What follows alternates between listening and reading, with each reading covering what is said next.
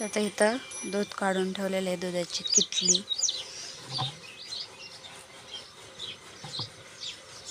इथं आहे गाया, 2 गाया बांधलेल्या आहेत, त्यांचा शेणकूर करायचा आहे अजून. तर मम्मीकडून शेण वगैरे वडून ठेवलेलं आहे. तर गावाकडलं काम असं असतं सकाळ सकाळ. समीर काढतो इथं धार. कशातलं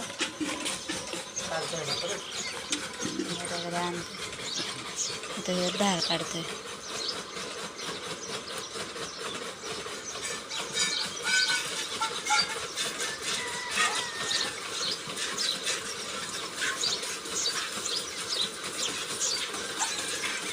खरं तर माणसांना हे असं दूध जे आपल्या समोर काढलेलं असतं ते खाल्लेलं सगळ्यात बेस्ट दूध.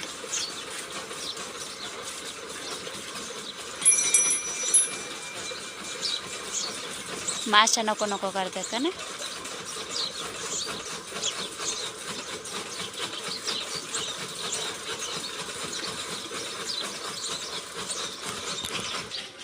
मम्मी जाते इथे,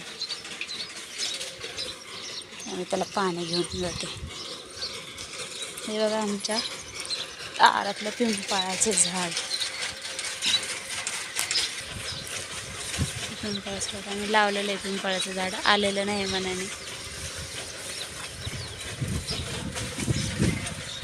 लिंबात गायांना खायला टाकायचं, गायांना टाकते खायला. बिचाना उचलायचं घरातला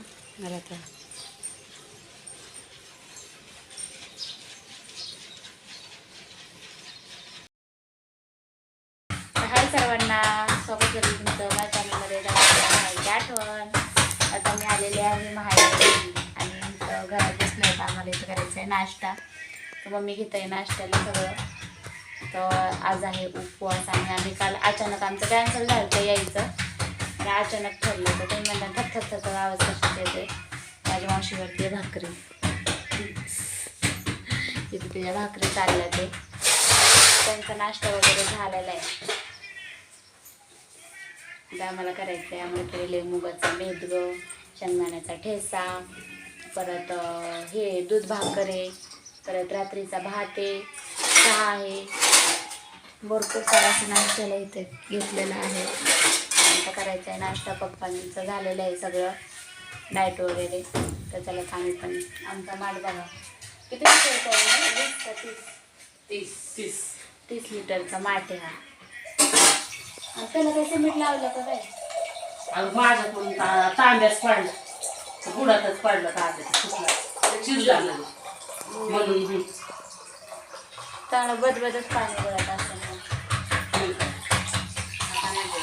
तर गार पाणी, एकदम गार पाणी होतं. फ्रीज आहे पण फ्रीजचं पण प्यायची गरज नाही आहे. माठच केलेलं आहे. आणि इथं आहे तांब्याची टाकी.